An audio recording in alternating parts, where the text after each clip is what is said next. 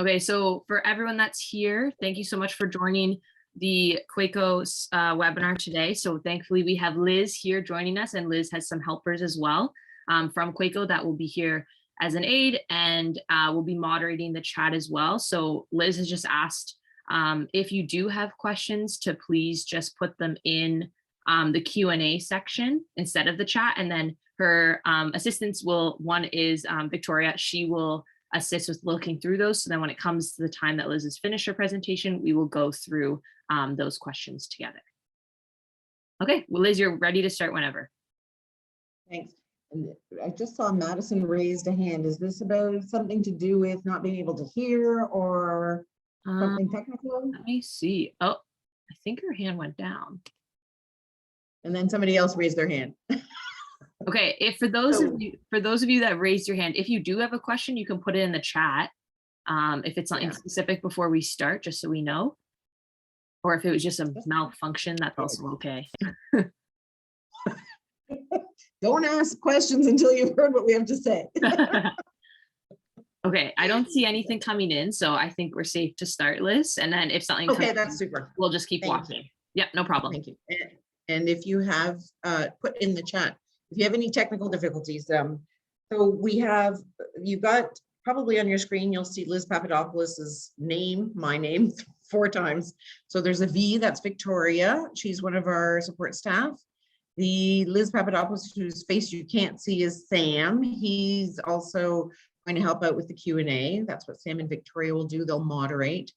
Olga is, you can see her face, and she is the evaluation coordinator at QECO, and I'm the executive director. I'm the real Liz Papadopoulos. So Olga's going to handle the Q&A at the end. She's worked with QECO for over 40 years. And so she's got lots of experience, and she can answer all your questions. She cannot read minds and cannot read transcripts that she doesn't have in front of her. So when you're asking questions, if they're of a specific nature with respect to your documents or anything like that, try and leave those towards the end of the Q&A. General questions we'll try and answer in the beginning, because if one of you has that question on your mind, chances are many of you will have that question as well. Hopefully you can see the screen, and you can see we have several objectives for today. It is not going to take us an hour and a half, so probably about half an hour for the presentation, and then the Q&A is as long as you need.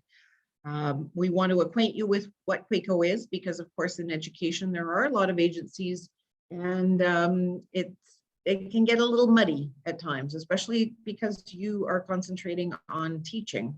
And so until you need the agency, they're really not relevant to you. But QECO is one that you're going to want to have a relationship with throughout your career, because QECO is the agency that sets your salary.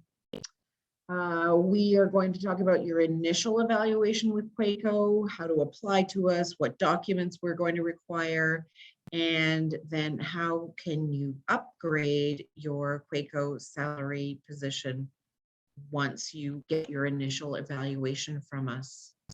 So QECO is an independent agency. We are governed by the 4 teacher affiliates, and those are your teacher unions that you'll belong to once you are employed by a publicly funded board. Because we're governed by them, they're like a board of directors. And so they fund us. They fund our offices, our salaries, and it's through your union dues that you'll be paying that the unions give a certain amount to QECO so that we can run our business. The unions are at arm's length of what decisions we make, although they do eventually, once we recommend to them, they do set our regulations, and it's done in meetings, and then they're published. So they are public, and that is transparent. We are only going to evaluate your academic credentials. So any prior experience that you might have, we're not going to deal with that, but we're going to tell you in this presentation what to do with that experience. Let's say you've been teaching already, or you've got some related experience like training. What do you do with that? You're not going to send it to us, but we'll tell you all about that. We do offer service in both English and French, and QECO language is embedded in all the collective agreements. And the collective agreements are public knowledge, so you can find in the salary section of your collective agreement. It used to be section B. I'm not sure if it is anymore, but you'll find the QECO language there. So with respect to where we fit in with all the players in education, while we are setting your salary for you and we are going to work for you, we're not your advocate. So if you have any difficulty with your school board with respect to your QECO statement or your salary or anything like that, you are going to want to contact your union and your union representative to help you out with that. So we're not a union, even though we're governed by the unions. We look at your credentials, but we are not licensing you. That's what the College of Teachers does. And the ministry is there to set your curriculum you're going to be teaching. It also funds the district school boards. And while we're not a district school board, we are an employer, but we are a very small employer. We have 16 employees at QECO, including me. So very tiny, handling all teachers in Ontario.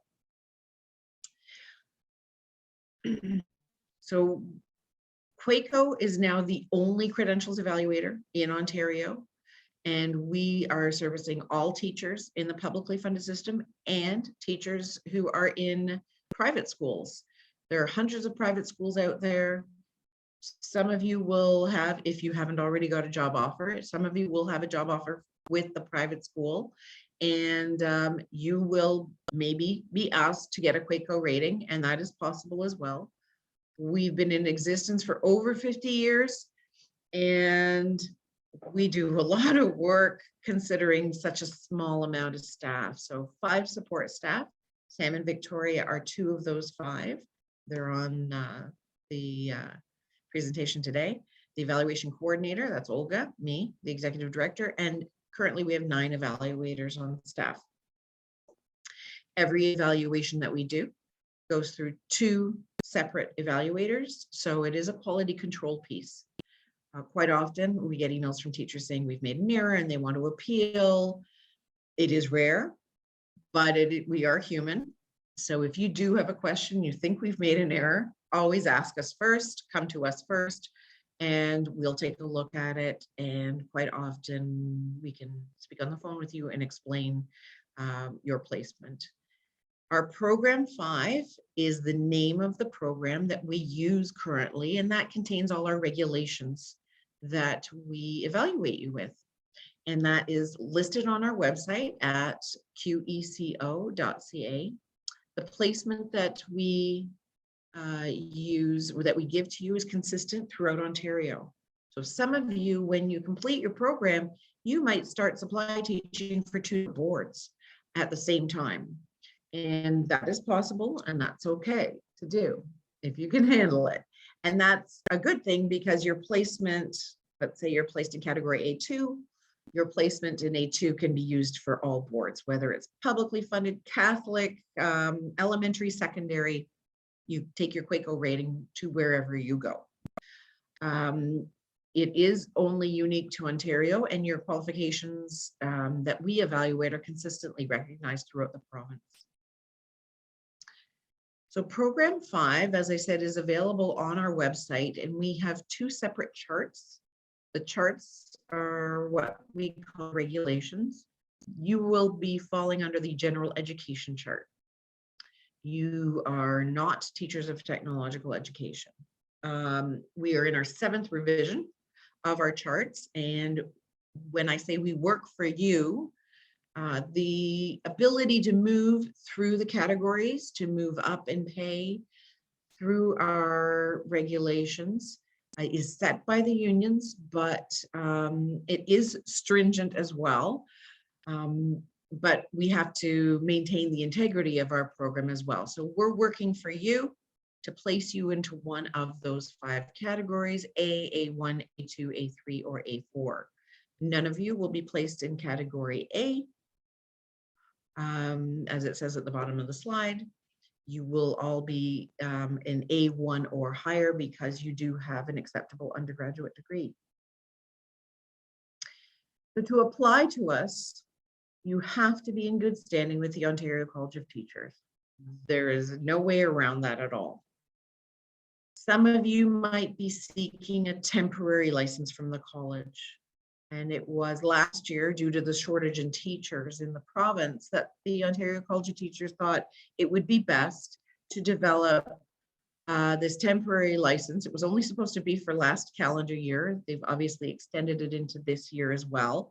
And that allowed teachers in their final year of their course to become licensed teachers for a temporary amount of time. And so whether you are in good standing under that temporary license or whether it is a permanent license with the OCT, as long as you're in good standing, then you can apply to QECO. That's your number one.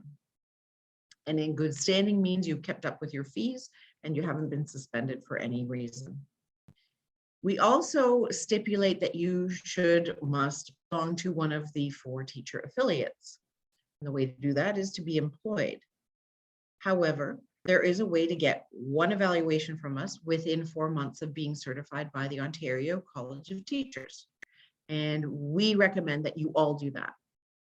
So let's say next month in March, you decide to get a temporary license with the OCT, and March 15th or April 20th, you receive that OCT temporary certificate, and your name and your qualifications appear on the OCT at Find a Teacher.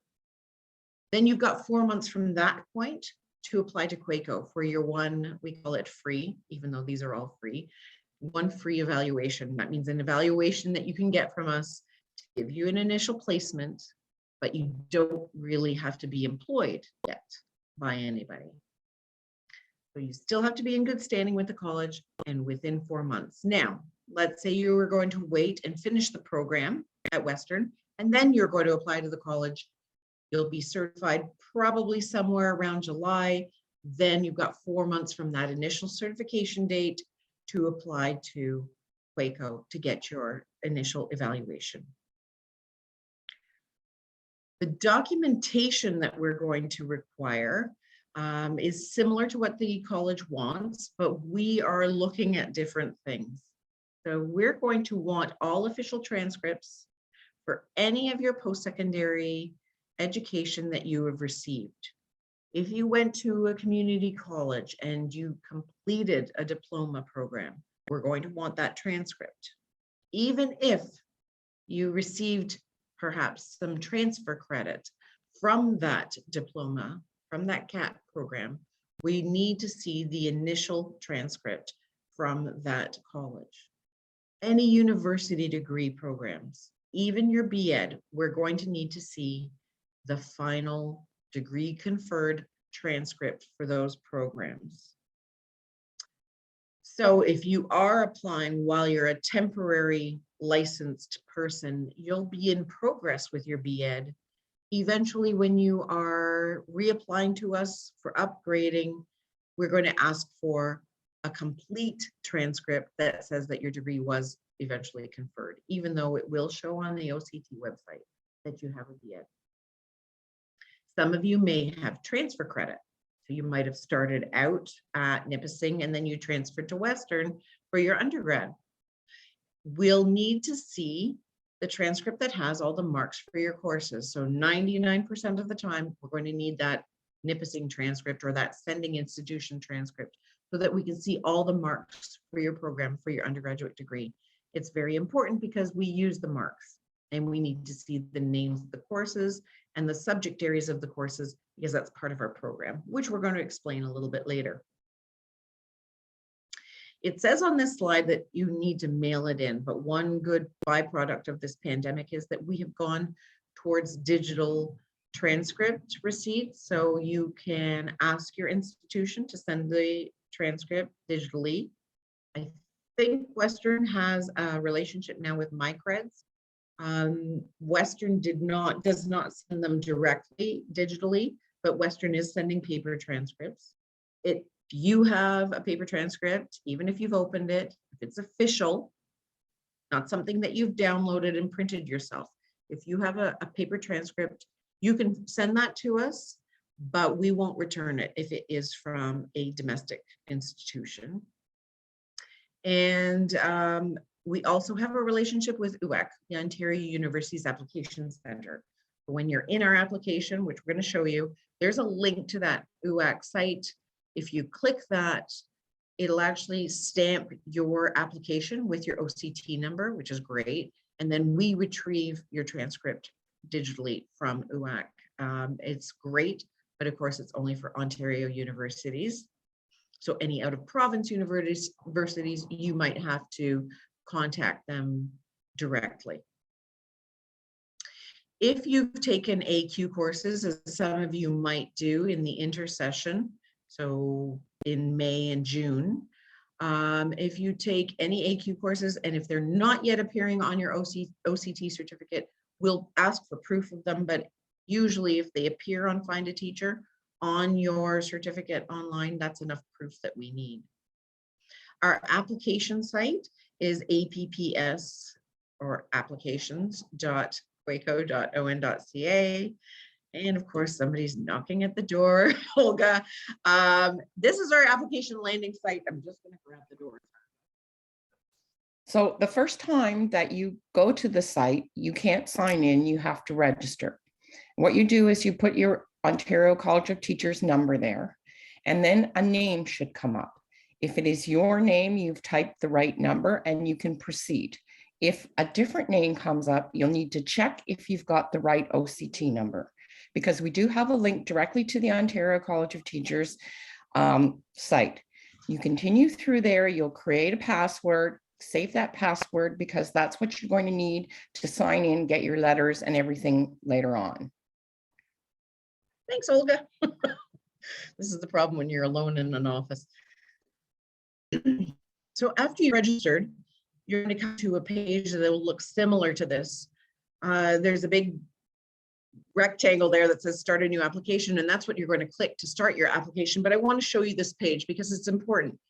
This is the interface you'll see as an applicant. And on the left, you'll have your history there. In each of these dates that's listed shows, it's hyperlinked and it has different information in each date. Across the top, next to start a new application, there are tabs, the evaluation, personal, education, documents, etc. Currently, we're in the letters tab of a person's file, a mock file. And of course, each time you click one of those view words, whatever is contained in there will open as a PDF. This is important for later on when you need to share some of the contents of this tab with your employer. After you've applied, you'll have a current application open there, and you'll be able to see that. You'll be able to monitor your application. Every time we receive one of your documents, we're actually going to send you an email, which is nice because you'll know, every time we receive one of your documents, we'll send you an email. And every time we have completed your evaluation, we'll send you an email. And that way you can also log in, monitor your application. You can see what's missing, what's outstanding. If we haven't received it yet, it'll say pending. There is a notes tab in here. We recommend that you use that notes tab to communicate directly with your employer. That's really important. It's not your employer, sorry, your evaluator. Once you log into that, this account, and you click notes, you'll see a whole history of your conversations with your evaluator. You can also email us and we can forward your email to your evaluator if need be. Your employer is going to need 3 of these documents. It is very important for you to give your employer the first document, the acknowledgement of correspondence. I'm going to show you a screenshot of it. The cover letter and the statement are required by your school board. This is what the acknowledgement of correspondence looks like. It used to be a postcard that was mailed out. It'll have your name on it. It'll have the date that you applied to QECO. And this is really important if you are seeking any kind of retroactive pay from your board. If you're hired by a school board, and you start an LTO, a long-term occasional, in September, but your QECO evaluation hasn't been completed yet, but you applied in maybe August, this acknowledgement of correspondence allows you to, under a collective agreement, receive some retroactive pay. It shows our processing time. It has a QR code embedded in it so that the district school board can see that it's an authentic document. Your cover letter will also be in your account for you to retrieve under the Letters tab. The cover letter contains the information that's actually listed on your statement. It'll give your name, it gives the statement number, it says what category we placed you in, and which chart item in our regulations that we use to place you into that category. Also, the statement. And this is what the statement looks like. Your name, your degrees will be listed on it. Any degree that's been conferred, that is. If you have a master's in progress, we can't list it on this statement for you until you've completed a master's, for instance. Your categories there, your chart items there, QR code authenticity is there. And the bottom left-hand corner is for those of you who might be considering or might have other degrees other than your BA and your BEd. If you get to category A4, highest pay category, and then you get a master's degree, for instance, we will be able to indicate in that space that you actually have a master's degree and we didn't use it to place you into the category A4. And some district school boards, but not all, give a stipend of about $1,500, $1,200 to $1,500 a year on top of your salary for having a graduate degree allowance. We also will provide you in the Letters tab an upgrading letter. We're going to show you some of the options for upgrading a little bit later in this presentation, but this upgrading letter is designed specifically for you. And so your neighbor may have gone to the exact same school you, but their upgrading will be very different because it is catered to what you've already taken, the courses that you specialized in, and what AQs you might have already taken. It also caters the divisions that you have taken and maybe what you want to go into as well. It's always good to communicate with your evaluator, because if you are planning on taking, or if you are in the process of taking a master's degree, you don't have to wait until you've completed the master's to have those courses counted towards your evaluation.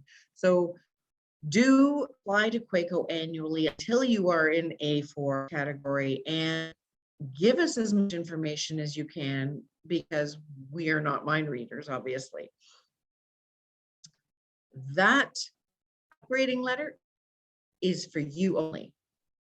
It is not for you to share with your board. So I'm going to show you a grid now, a salary grid. It's a little outdated, but it's from 2019. I think teachers got a 1% increase since then each year, but I'm not quite sure. We don't develop the pay grid, but there are steps on the pay grid and there are our categories across the top of the pay grid.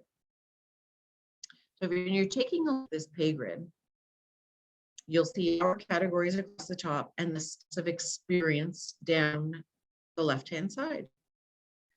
Step 0 is where most teachers start. And so when I started teaching, I was category A3, 0. It wasn't this high when I started teaching 31 years ago. As I complete a year of teaching, it increases. And so I go up one step and one step. And you can see the difference between categories is a little more than the difference between the steps. So as you move up in steps, your experience steps, changing a category is actually quite lucrative for you. So let's say you did start off category A3, step 0, and 3 years into your career, you're at step 2, and you now have applied to QECO and we place you into category A4, you'll make a lateral move from that 62,199 over to the 65,472. And that is because you will not have to go back to step 0 of category A4. That experience stays with you. If you start your employment with one board and then you move to a different board, be sure to negotiate upon hiring that you get to take some of that teaching experience with you so that if you started a new board, you don't have to start at step 0. Your QECO category will follow you, however.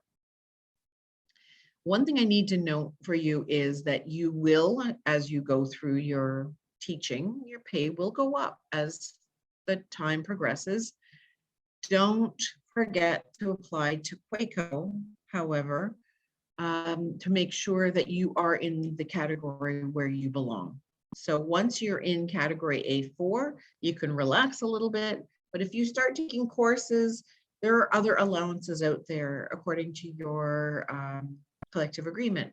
Maybe if you get a special education specialist in your teaching spec ed, you could get a stipend on top of your salary as well. So there are different ways for you to increase your salary once you've reached category A4. Your union and you want to get to A4 as quickly as possible. It does impact your pension as well because it's cumulative throughout your career. So keep that in mind. Again, none of you will be placed in category A.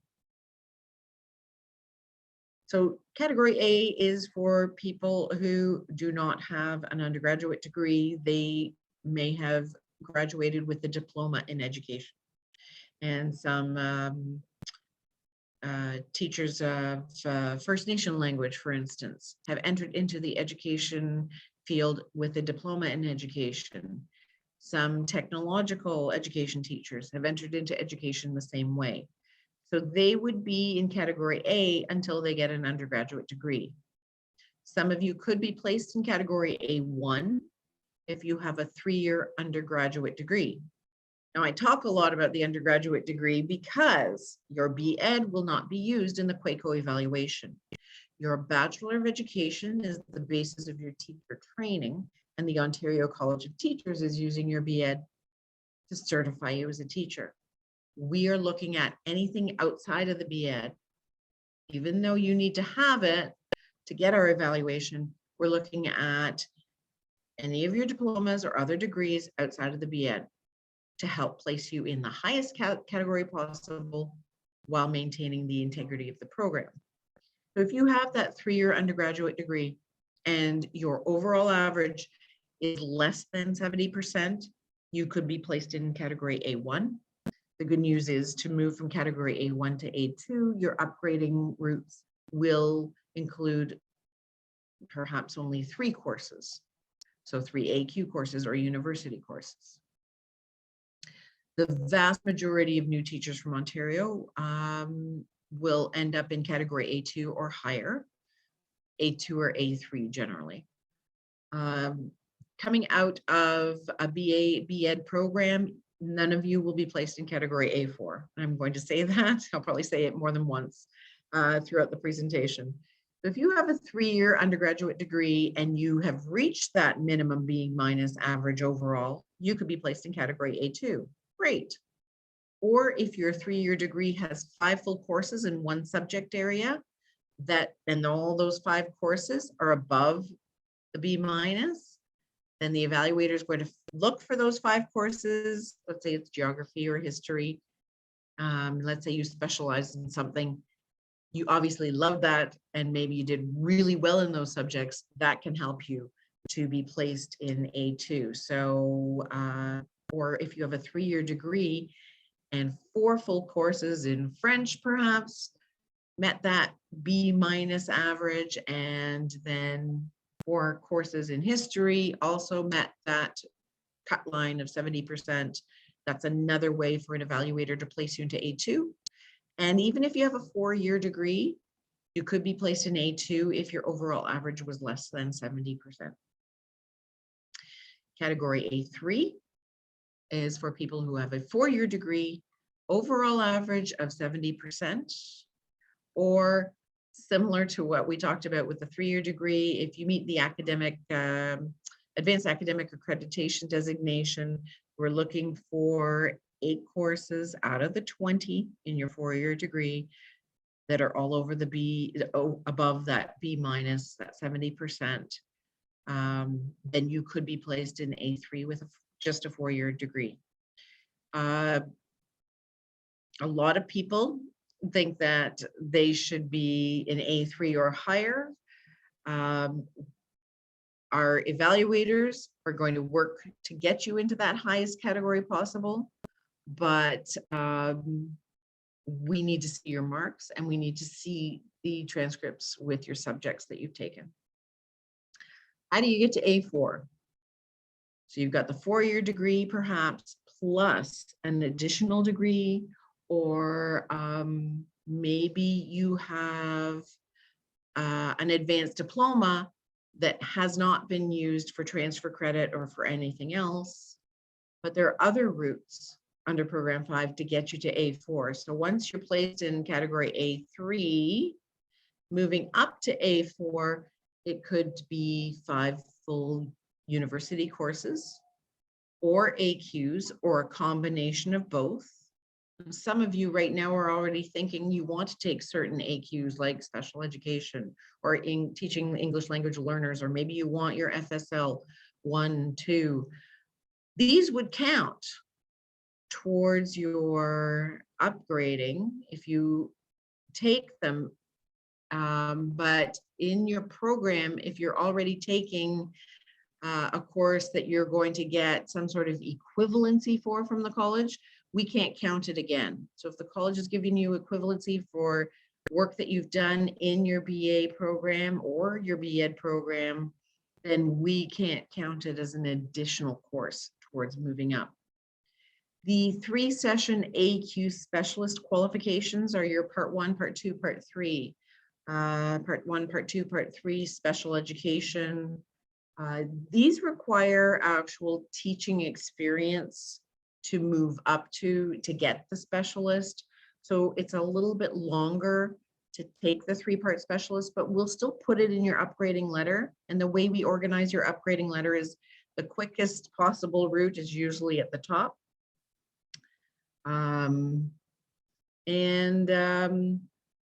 There are like 300 Schedule C courses out there that the OCT has certified that you could take. So those are those one-off like classroom management or teaching FNMI students. Those courses also are AQs that can help you to move up a category if you want to use those routes. Your QECO statement of evaluation is required not when you're a daily occasional teacher, because daily occasional teachers are actually paid at a per diem rate, and that's negotiated in the occasional teacher collective agreement. It's around $250, $260 a day, depending on who your employer is. But once you receive a long-term occasional position, or if you're permanent part-time or permanent full-time, that's when the pay grid kicks in and your QECO evaluation actually comes into play. And some people say, well, if it's not going to impact me, why should I get my QECO evaluation right off the hop? And we say, you can start working on your upgrading if you get an evaluation from us. Plus, you never know. In this hiring climate, you'll land an LTO pretty quickly. There are a lot of jobs out there, and even we found out teachers who were under the temporary license last year were getting into long-term occasional positions. So keep that in mind. The quicker you do it, you've got the basic QECO evaluation from us, you can start working towards upgrading, and then you can also use it to get better pay.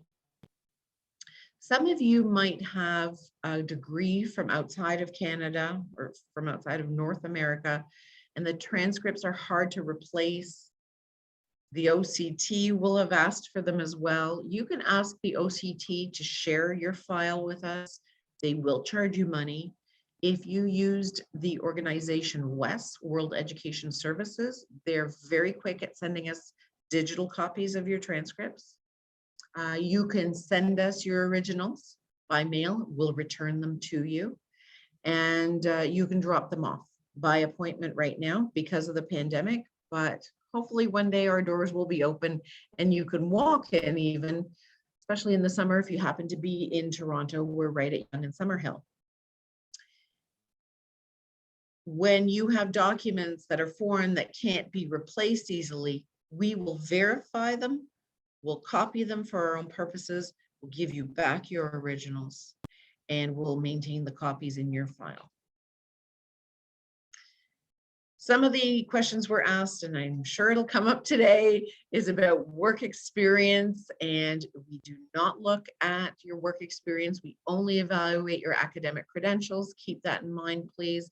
I talked about the other allowances that are out there. And quite often teachers talk, of course, and they say, oh, I'm in category A1, but my friends all think I should be category A3 because they are. Quite often it has to do with the marks, or it might be that you didn't have an area of concentration in your degree. You just were a generalist and took courses, and you graduated with a BA that didn't have a specialization.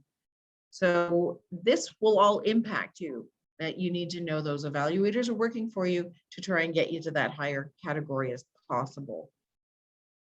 So a little summary here. Your 3-year degree will not place you any higher than A2.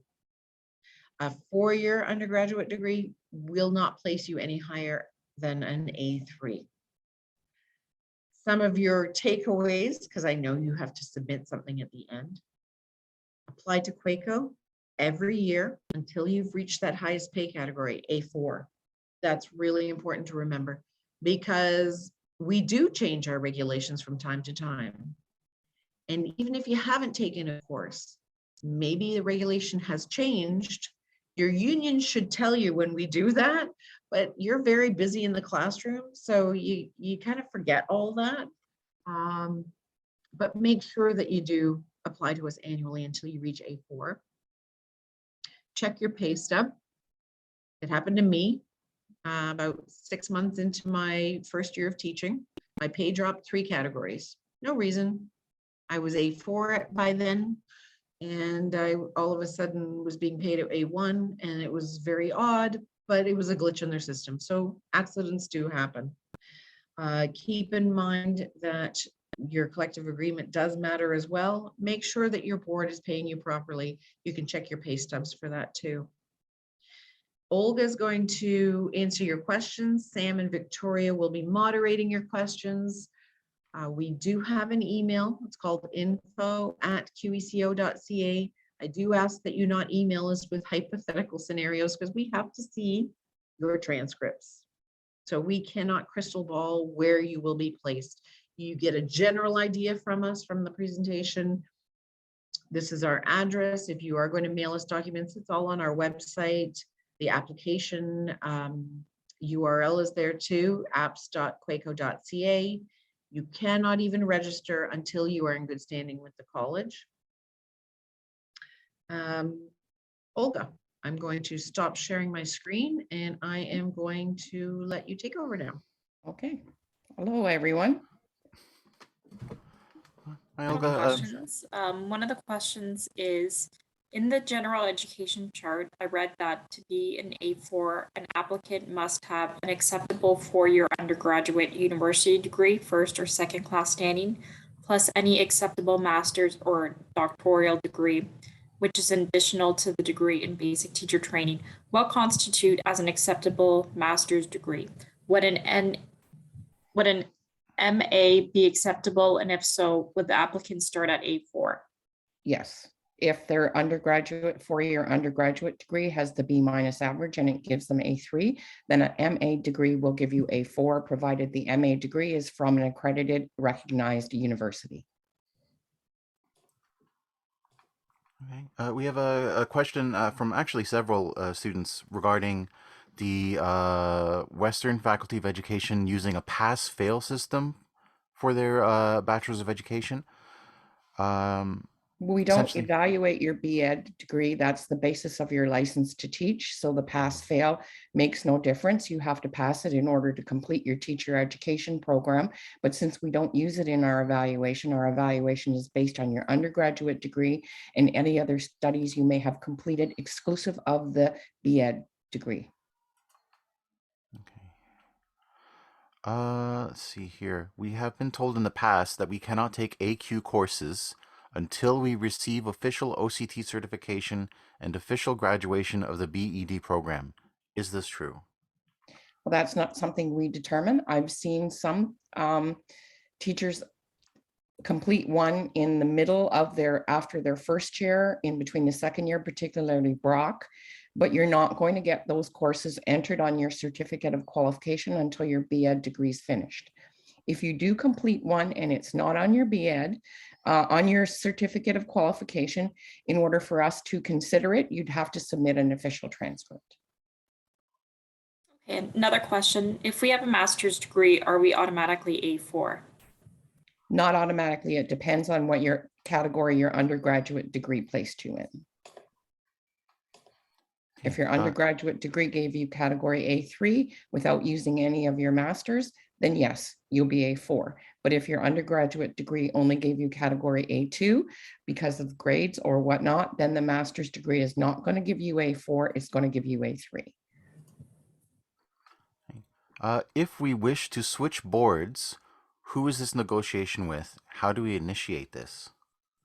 That's nothing to do with QECO. You'll have to talk to each individual board. When you get hired by a new board, you bring your questions and your concerns to them once you're hired about experience and so on, and they should be able to guide you.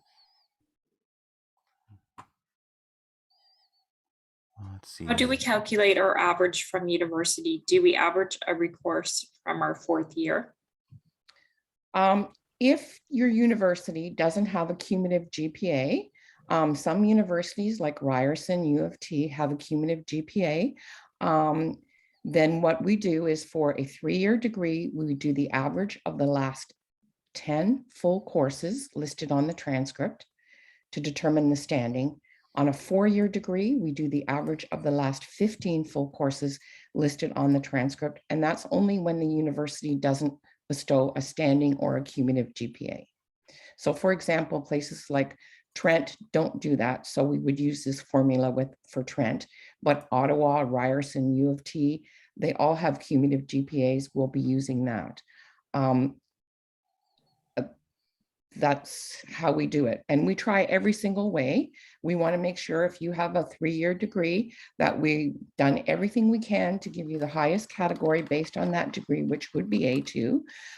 If we can't, we'll let you know in your letter that we couldn't do it. And that's why you're A1. And the same thing for a 4-year degree. We will try every single way possible to make sure that you can get into category A3, but if all fails, then we'll let you know in your upgrading letter why you're still A2. Hey. We have another question. Is there a distinction between master's degrees when it comes to placement? There is no distinction. As you say, if you look at the program, we specify graduate degree. The only difference in between the degrees is if your graduate degree is in education, like an MA or an MA in Ed, then the individual courses that you complete while you're earning the degree have a prorated value. Whereas if you're doing an MA in English, then the courses while you're completing the degree are only acceptable at transcript value. But in the long run, every master's degree, exclusive of teacher training, once conferred, has a total value of 8 full courses for category placement purposes.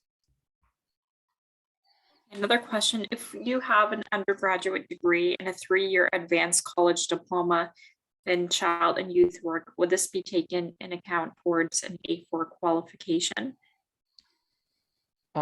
It depends. Your 3-year CAT diploma has to be totally exclusive of your degree, meaning that you got no transfer credit either from your degree to the diploma and that you weren't admitted to a shorter program, or that you, if you completed the program first, that there was no transfer credit toward your degree for that program.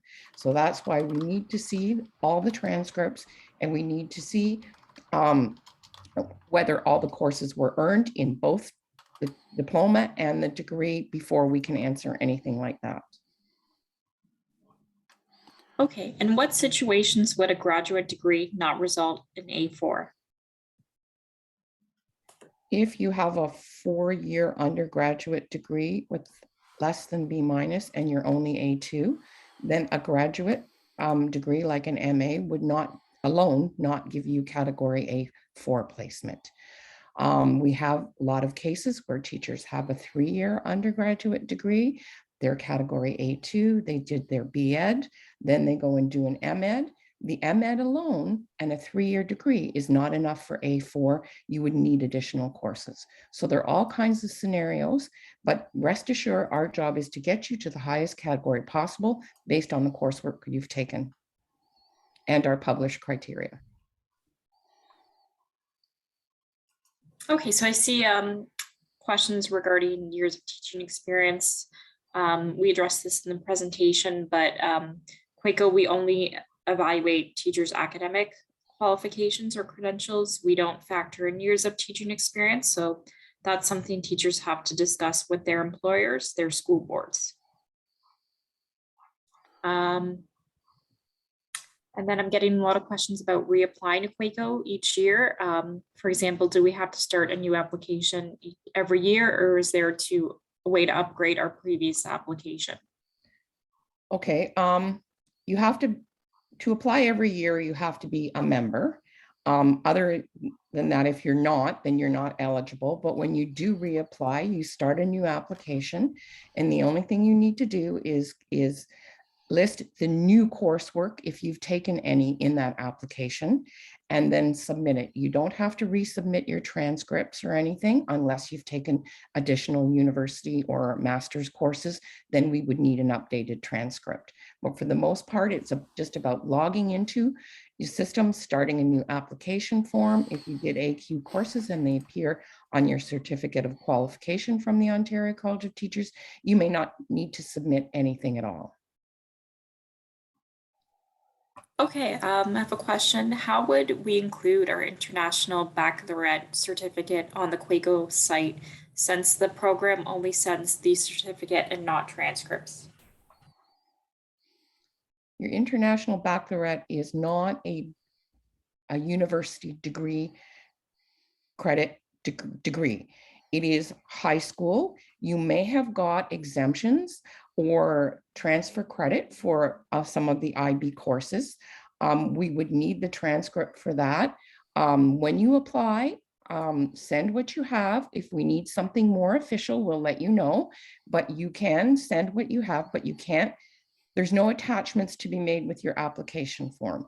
So anytime you have to send confirmation of employment or anything like that to us, you have to go through info, and you have to attach it to info to and email it to us, so we then upload it to your file.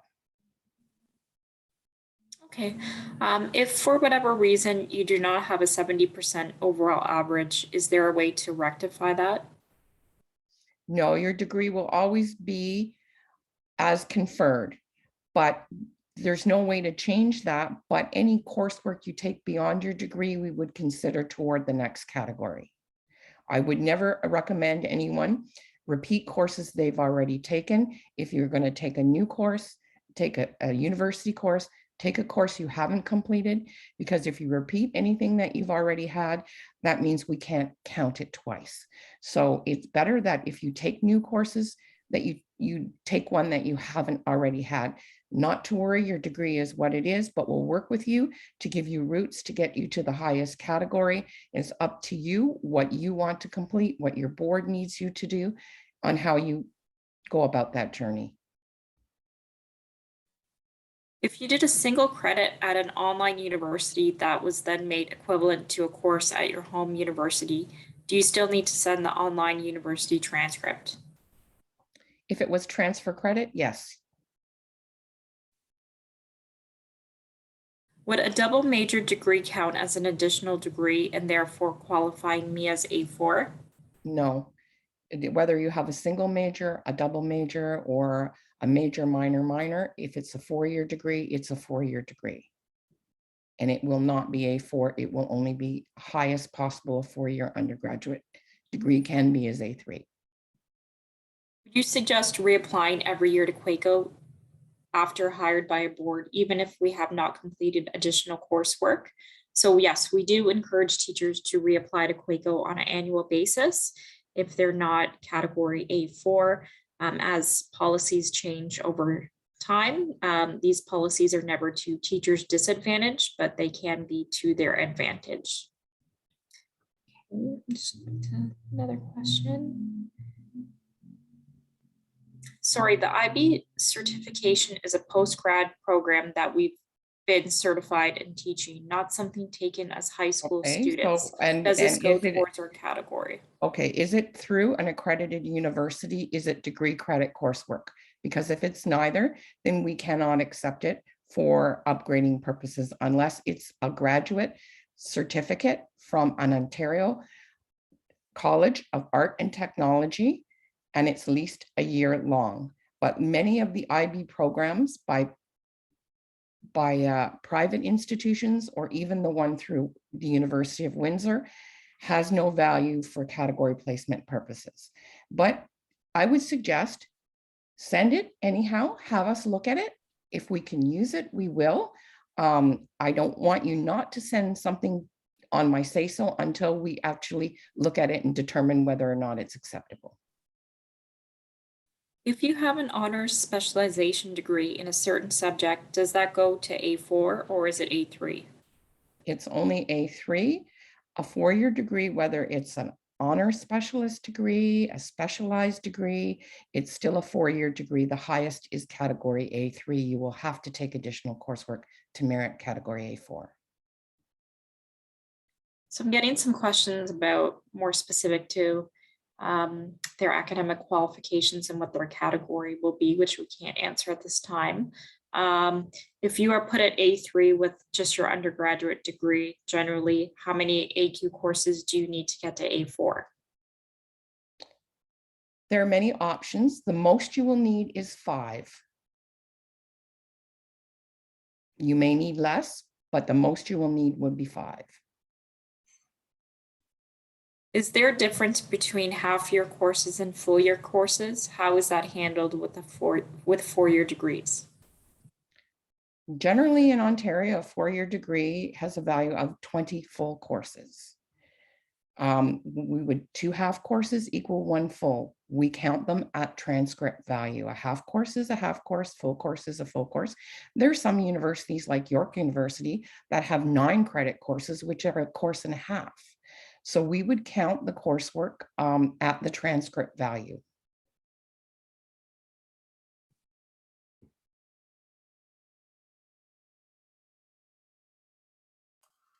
Okay, let me see here. We've got a few other questions.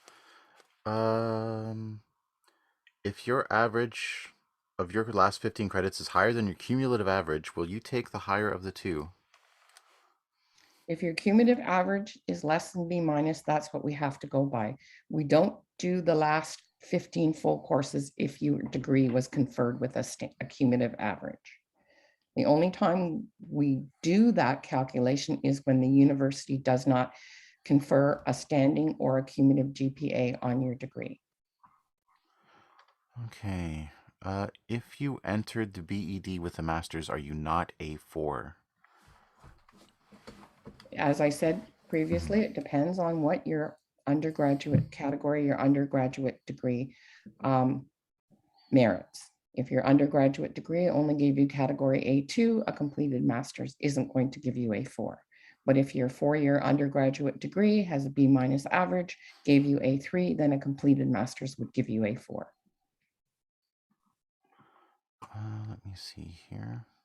If we want to get a specialist and have an honors specialization degree in a subject, does QECO inform us as to whether we need to take parts 1, 2 in the specialist versus just having to take part 2 in the specialist, or just the specialist? Okay, there are two things.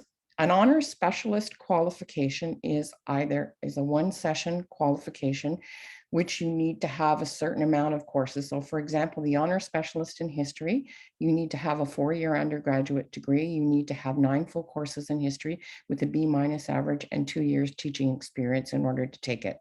A lot of secondary teachers are interested in that because obtaining the honors specialist allows them to go ahead and be department heads. Now, a 3-session specialist is a different qualification. You generally need parts 1, 2, and 3. Between 1 and 2, you need 1 full year teaching experience, and between 2 and 3, you need another full year. Now, there are some areas, for example, if you're intermediate senior health and physical education, you can probably, after teaching a year, go directly into the part 2 in the health and physical education intermediate senior specialist instead of redoing the part 1. The same if you're intermediate senior mathematics, you may be able to go and do mathematics primary and junior part 2 without doing the part 1 after you have a year teaching experience. But this is something QECO does not determine. We don't determine honor specialist admission or requirements into 3-session specialists. All those guidelines and regulations can be found on the Ontario College of Teachers website, as well as you could always contact faculties and schools of education that are offering additional qualification and additional basic qualification as to what their requirements are for each of them. I'm going to show you, actually, I've got my screen open to the OCT site. If you've gone to the OCT, I'm sure you've been there. If you go to members up here and you go to find an AQ, you've got the schedules here. Your additional basic qualifications are what give you your divisions. So primary, junior, intermediate, senior. So I was PJ certified initially, then I took an ABQ intermediate, and that allowed me to teach at the intermediate level. You have other ABQs here specific to intermediate or senior, which gives you your teachables. And then you've got your tech courses here. The 3-session specialists, that's your part 1, part 2, part 3, are your schedule D. If from your degree, you get an equivalency from the OCT for part 1 FSL, for instance, because you've taken some extra coursework, then the providers of these AQs could let you go directly into part 2 if you're qualified to go in. This honor specialist is what confuses everybody, because people think that the honor specialist degree or your honors degree is the honor specialist. This is what Olga was talking about. Your honor specialist AQ is the 1-session specialist, and they are listed in here as well. Then you've got your principal's qualifications and other qualifications all in here. Schedule C, I talked about earlier, those are your 1-session, like classroom management, the inclusive classroom, teaching FNMI students. Those are in the 1-session AQs. All these AQs are acceptable to us. But again, if it's been counted for something else, we won't be able to count them another time. Sorry, Olga, go ahead. Okay, that's good. I know. Okay, I'm getting a couple questions. Does Western do cumulative averages? And do they provide that on the transcripts? No, they don't. So we would be looking at if we had to look for the standing of the degree and 4-year degree, we would look at the average of the last 15 full courses listed on the transcript. If it's a 3-year degree, it would be the average of the last 10 full courses. But that's provided we don't find the 5 full courses in a single subject area like history with the B- average. Our goal is when you have a 3-year degree is to get you to category A2. Our goal when you have a 4-year degree is to get you to category A3. We will use more than one way to do it, and we won't, and that is why every file is double evaluated. It's checked again by another evaluator to make sure that we haven't missed anything and that the evaluation is accurate. Okay, just to confirm, 5 1-session AQs would allow you to move up to a category? Yes. And quite often, sometimes if you were teaching in the Catholic School Board, one of the requirements in the first 2 years is to do teaching our religious education in Catholic schools, part 1. There's one already. A lot of school boards request that you do special education. So if you did special education part 1, there's another course already. So there's sometimes I've seen teachers within their first year and a half, do the 5 AQs and get to the next category long before they would be eligible, even teaching full-time, to do a 3-session specialist. So when we list your routes, we might list what's the shortest, but sometimes what takes the least courses is not always the shortest, because you have to wait for the relevant experience. So your shortest is not always your quickest. But again, it's up to you and what your board wants you to do. If you get hired with the stipulation to take a few AQ courses, they want you to do it, you're well on your way to the next category already.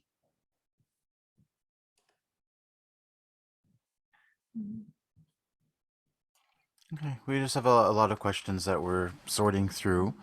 But we have, let me see here.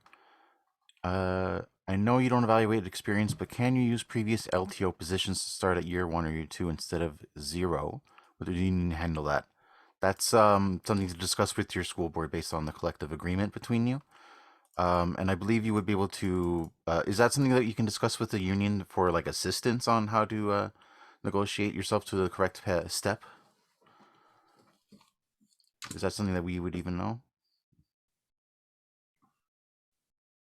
Oh, Liz, you're muted if you're answering. I was breathing. I was looking at the Q&As and I was trying to minimize it. Anytime you feel you're not being treated fairly by your employer, contact your union, your local union. That's the best way to if your spidey sense is telling you, yeah, I don't think this was applied properly, contact your union, you'll find out. Sometimes it's just management rights, but it's always good to check. I have a degree outside of Quebec, which was 3 years, but we have CEGEP to make up for the last year. Will the degree be considered the same as an undergraduate for an Ontario degree? Yes, 3-year degrees from Quebec with DEC are considered 4 years. You'd have to send both your DEC transcript and your undergraduate transcript to our office.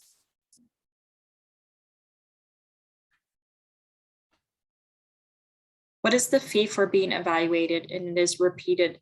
And is this repeated every time you update your application on qualifications or annually? There is no fee. That is why we request that you be a member of one of the 4 teacher affiliates that fund us. Through your union dues to their affiliates, that's how we're funded.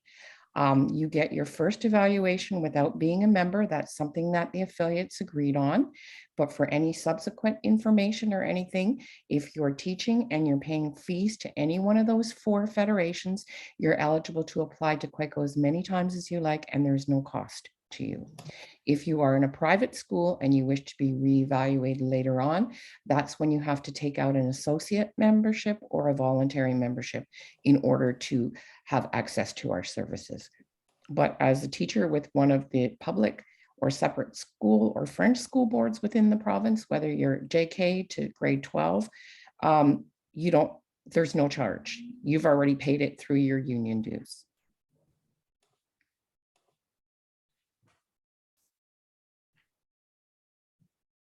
I have a 5-year undergrad degree, but it was co-op program, so I have 4 years of undergrad courses. Does this still count as a 5-year degree? When we talk about 5-year degrees, we're talking about 5-year academic degrees, meaning that you have 5 years of academic credit. A co-op is another work session. It does not make your degree a 5-year academic degree. It is still considered a 4-year degree. Now, there are degrees that may be 5 years in academic courses, and those ones we would consider a 5-year degree. But for the most part, the co-op degrees, because you took that extra option, we can't give you another year of university degree credit coursework based on co-op experience. Can we have someone at QECO aid us individually with what AQ courses to take, or who do we go for that? That's a decision you have to make on your own. We will give you suggestions on what you need. It may say 5 AQs. You have to decide which ones you want on your own. Some of it, maybe the board asks you to do something to keep your position, but basically it is up to you. Now you can ask for course approval. If you want to take a certain one and you're not sure how it's affecting you, you can tell us which course you're interested in, and we could let you know what options of your upgrading or how it'll affect your category placement, but we cannot pick them out for you. That's individual. Would college transcripts showing postgraduate certificates count towards increases from A3 to A4? For instance, human resource certificates, occupational health and safety certificates. A postgraduate certificate from Ontario College of Arts and Technology, which is at least 1 full year in length, whether you did it part-time or you did it full-time, has a value of 2.5 courses for upgrading purposes. I suggest to everyone, whether or not you got transfer credit toward your degree or from your degree, that you do claim all your college certificate and diploma programs, and you do submit transcripts for them to our office. Just to confirm, there is nothing higher than A4. So once you are in the category, there is no benefit from a payment perspective of taking more AQ courses. That's not always the case. We have some boards, like I know Toronto District School Board offers a special education allowance for teachers of special education who have special education parts 1, 2, and 3, exclusive of their category placement. So that's not always the case. You have to look at your collective agreement to see if there's anything offered. It may be that if you did a lot of part 1s, that may not qualify you for anything else. A4 is the highest by QECO, but look at your individual collective agreements, see what types of allowances may be offered by your board for additional stipends above and beyond your category placement for qualifications not used to get you to A4.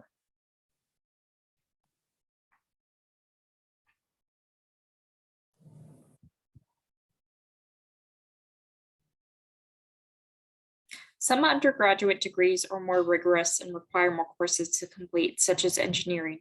Would programs that required many more credits per year, they put in brackets 7.0 plus credits per year, potentially land the applicant into A4? No, an engineering degree is considered a 4-year degree, and the highest it can be is category A3, regardless of how many courses there are. We have degrees in music, we have degrees in phys ed in Ontario that take more than 20 courses for the 4-year degree, but it's still considered a 4-year degree.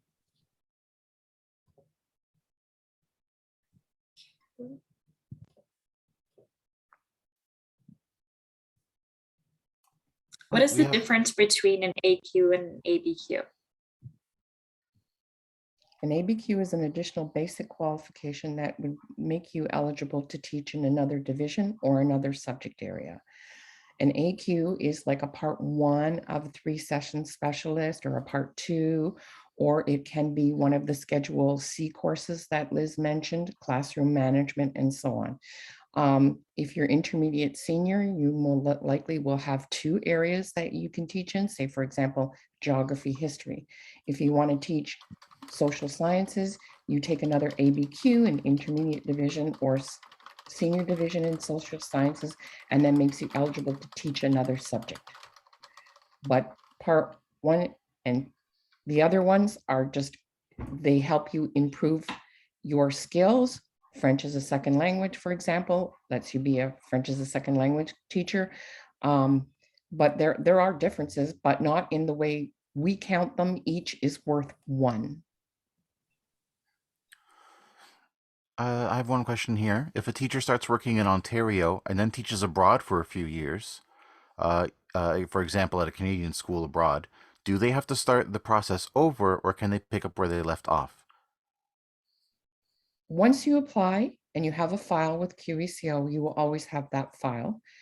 You don't have to start over again and resubmit your transcripts. We will always have them on file. It's just if you did initial coursework while you were abroad, we would need to see that. You don't have to start over for your evaluation. You may want to talk to your employer to see if they would recognize your teaching experience you had here before you left, as well as the teaching experience that you obtained while you were overseas.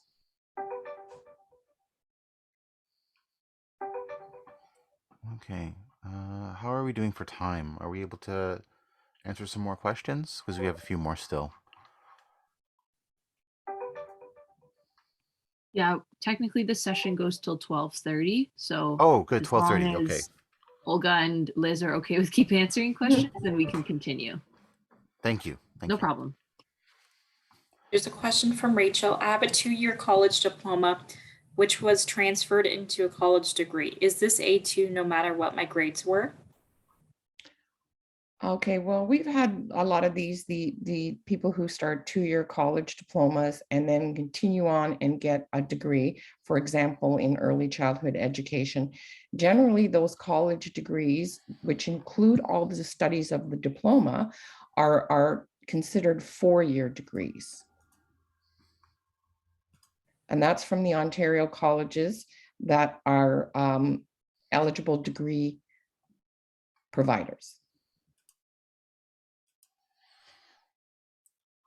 We have one question here. Just to confirm, there is nothing higher than A4. So once you are in that category, there is no benefit from a payment perspective of taking more AQ courses? Oh, Sam, I think we'll Did you already answer that one. Oh, I Yeah, apologize. that's okay. That one's done. There's Okay. a lot of questions. It's hard to, at this point, I'm just trying to pick some questions that we didn't go over. Would another bachelor's degree separate from the first bachelor's degree you received count as an additional degree that can be used to get to A4? It's been my experience that once you have one undergraduate degree and you go on and complete the second undergraduate degree is never fully separate from the first one, because there's usually some transfer credit or exemptions based on that. But what we do is we look at your first degree as it is, and then we would consider all the coursework you completed toward the second degree towards the next categories.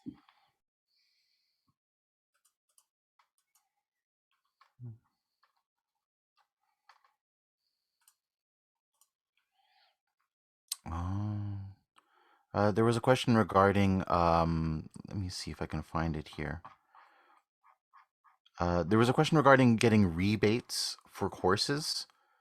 I don't believe that's something we would be able to answer. Sorry, I'm just trying to find the question because there's quite a few of them here. Yeah, I remember seeing it, Sam. So if they're asking about a subsidy, QECO, we don't grant that. You might want to check when you get hired with the school board. Some school board offers subsidies. You might want to check with Ontario Teachers Federation. Not sure if they do at this time. Liz, do you know if there's anyone else that they would contact for subsidies? Sometimes the unions as well. Okay. They might have a your local union, not the provincial union. They might have a professional development fund.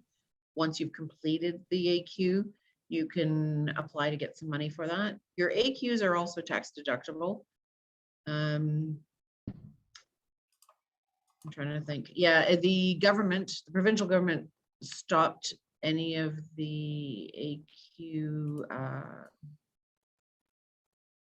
funding through OTF a couple of years ago, pre-pandemic. They may start it again, you never know.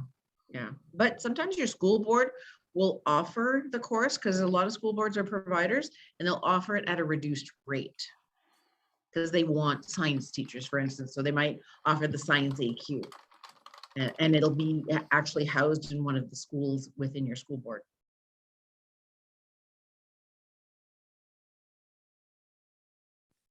If I graduated with a BA of music, does my ARCT still count towards upgrading? Yes, it does. You'll have to download and email us a copy of your ARCT diploma. Okay, I've saw a couple questions regarding this. We were told not to take AQ courses under a temporary certificate if we want them to count. Is this true? Well, as far as I've seen, that if you are in a temporary certificate and you take an AQ, it's not going to get entered on your certificate of qualification until you've completed your BEd requirements and you get the permanent certificate of qualification. So therefore, maybe the board won't recognize it because it's not listed on your certificate of qualification. But for us, we would consider it whether or not it's listed.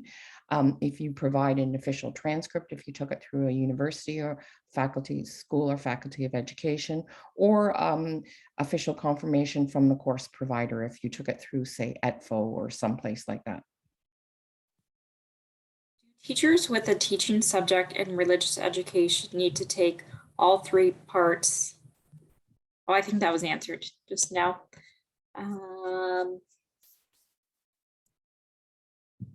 I missed that. Sorry, that's my fault. Let me. That's okay.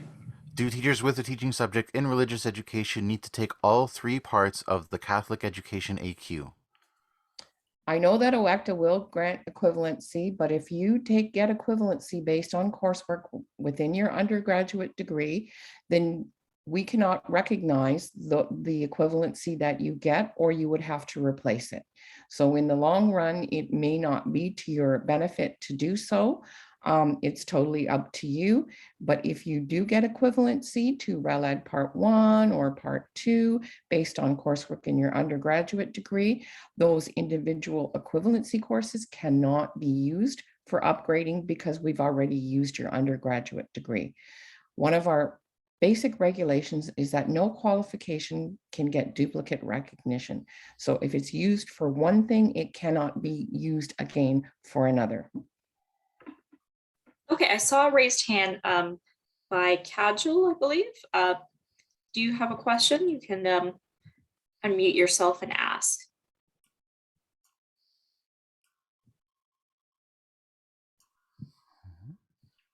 I don't know how to unmute. Okay, are you able to just type it in the chat? Mute if it's on the bottom left of your screen. It looks like a microphone, but you can just type it in.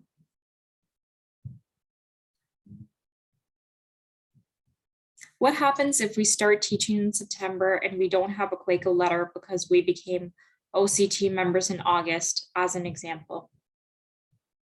Well, if you start teaching at an occasional day-to-day, you don't really need your evaluation. It's only if you start teaching on an LTO, you do need it. But as soon as you're on the public register, you should apply to us. And when you do apply to us, you'll get that acknowledgement of correspondence card that the board, you can show the board that you did apply when you started, so that you would be eligible for any retro pay, providing you didn't get your evaluation before you began your teaching.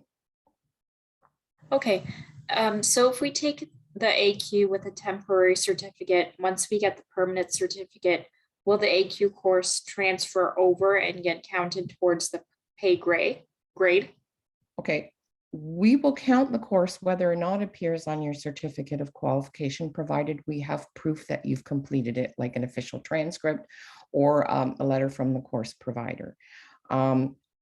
I believe it will eventually show up on your CFQ once you get the permanent one, but that's something you'd have to contact the Ontario College of Teachers about, but we would recognize it when we have proof that you've completed it.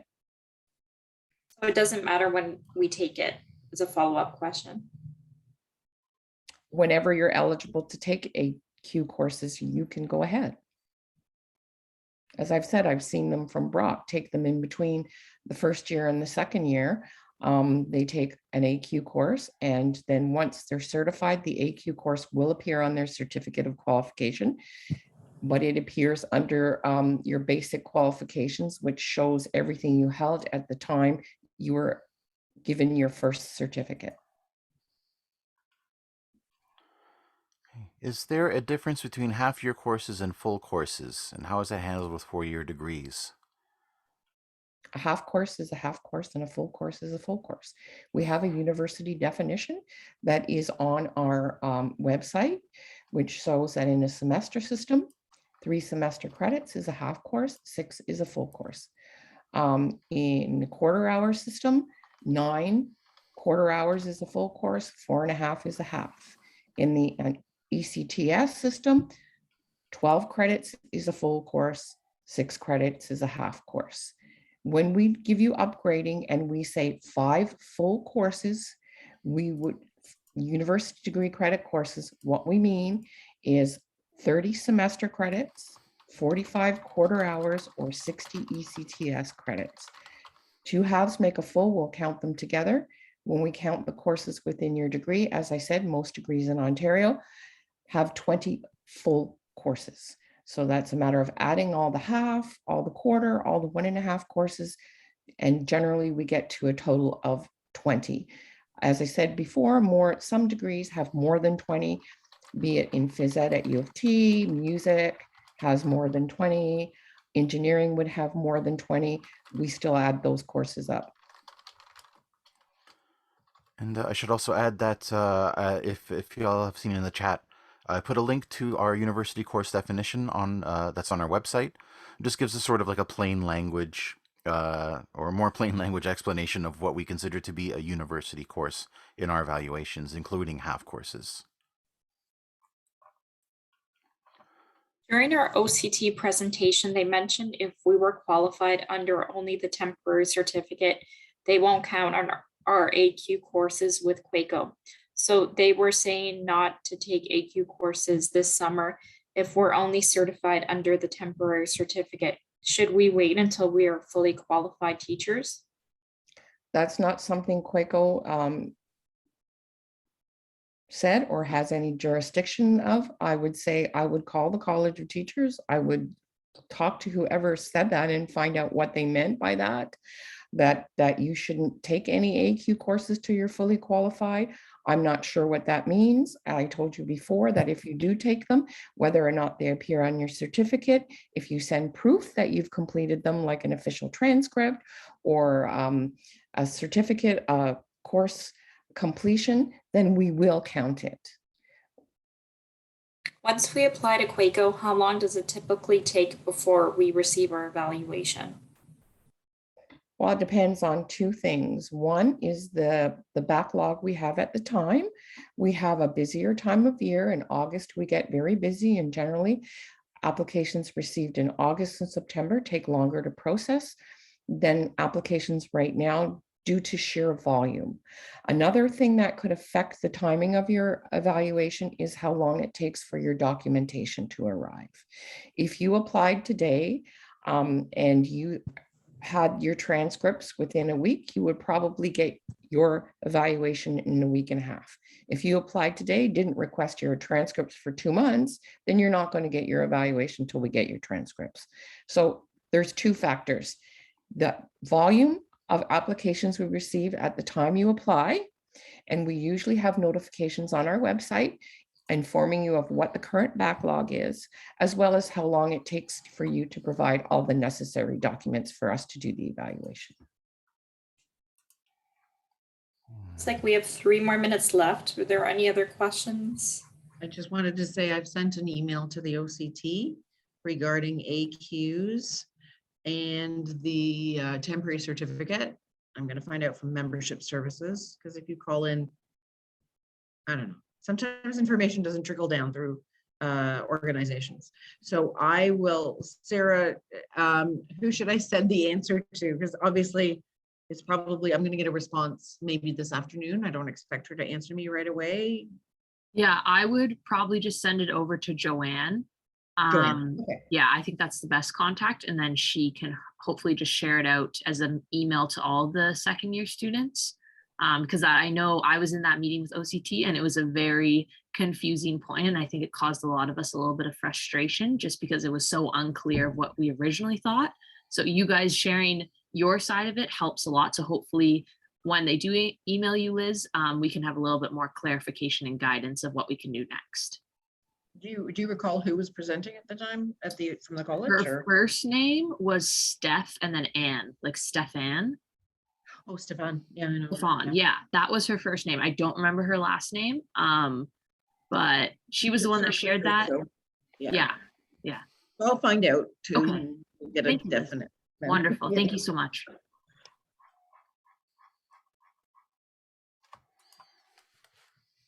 So David, I hear a dog panting, unless somebody else is panting. Who's got that's the me dog? petting. No, I Yeah, any it's more lunchtime. questions? for We're all anyone? panting. Let's go. Any more questions for everyone? I know that Liz is going to get an answer, but what I believe is what I've seen from the ones is that if you do take an AQ course while you're in temporary, it's not going to get entered on your certificate at that time until you're permanent. And I think that's part of, they want to guard you against it, because if you take another division or something that's needed for your employment, it's not going to appear for a while. I'm hoping that's the answer. I can't see it being another answer, and but the OCT will clarify that. Because it used to be when you didn't even have the temporary. If you took an AQ before you graduated from your program, it would never show up on your certificate.